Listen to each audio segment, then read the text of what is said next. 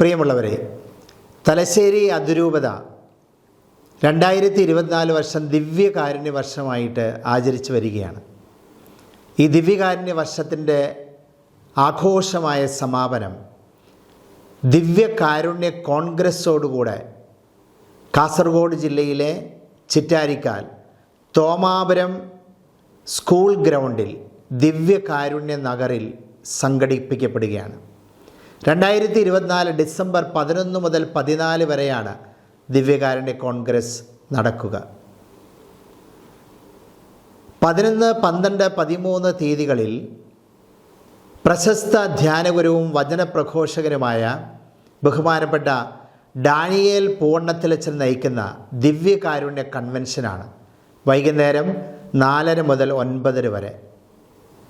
തലശ്ശേരി അതിരൂപതയിലെ കണ്ണൂർ, കാസർഗോഡ് ജില്ലകളിൽ നിന്നായി 210 ഇടവകളിൽ നിന്നായി 20,000-ലധികം വരുന്ന വിശ്വാസികൾ ഈ കൺവെൻഷനിൽ പങ്കെടുക്കുമെന്ന് വിശ്വസിക്കുന്നു. രണ്ടാമതായി ദിവ്യകാരുണ്യ കോൺഗ്രസിനോടനുബന്ധിച്ച് നടക്കുന്നത് 12, 13 തീയതികളിൽ രാവിലെ 9:30 മുതൽ 3:30 വരെ പ്രത്യേകം സജ്ജീകരിക്കപ്പെട്ട പന്തലിൽ യുവജന സിംപോസിയം നടക്കും. ഏകദേശം 25ഓളം വരുന്ന വിദഗ്ധരുടെ പാനലാണ് യുവജനങ്ങളുടെ സഭാസംബന്ധമായ, വിശ്വാസ സംബന്ധമായ, ദൈവവചന സംബന്ധമായ, രാഷ്ട്രീയ സാമൂഹ്യ വിഷയങ്ങളിൽ സംശയങ്ങൾക്ക് സംവാദമെന്നോണം മറുപടി നൽകുന്നത്. 14-ാം തീയതി സമാപന ദിവസം രാവിലെ 9:30 മുതൽ 3:30 വരെ അതിരൂപതയുടെ 210 ഇടവകളിൽ നിന്ന് എത്തിച്ചേരുന്ന ക്ഷണിക്കപ്പെട്ട ഡെലഗേറ്റ്സിന് വേണ്ടി 1200-ലധികം വരുന്ന ഡെലഗേറ്റ്സിന് വേണ്ടി ദിവ്യകാരുണ്യ പഠന ശിബിരം സംഘടിപ്പിക്കപ്പെടും.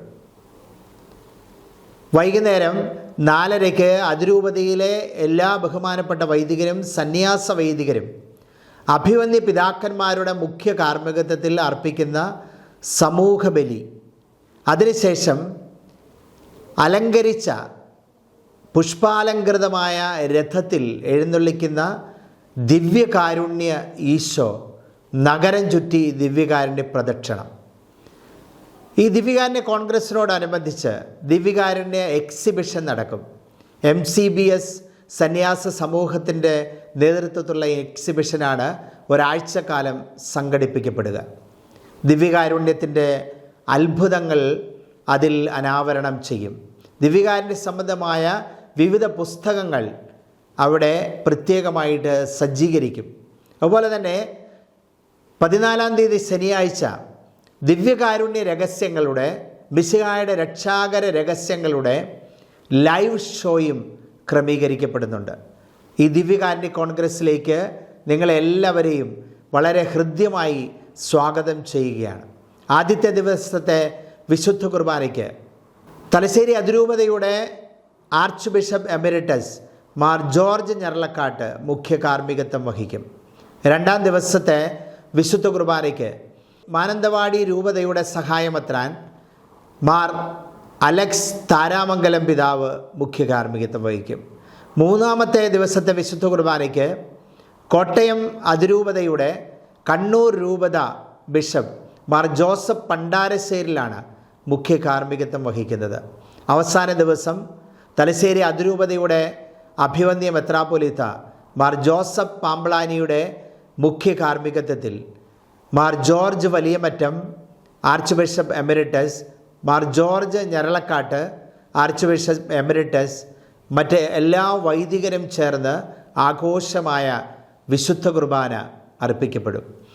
ദിവ്യകാരുണ്യ കോൺഗ്രസ് ആരംഭിക്കുന്നത് ലയോ 13-ാമൻ മാർപ്പാപ്പയുടെ പ്രത്യേക താൽപ്പര്യത്തിൽ ഫ്രാൻസിലാണല്ലോ. തുടർന്ന് 10-ാം പിയൂസ് മാർപ്പാപ്പയാണ് ദിവ്യകാരുണ്യ കോൺഗ്രസ്സിനെ ജനകീയവൽക്കരിച്ചത്.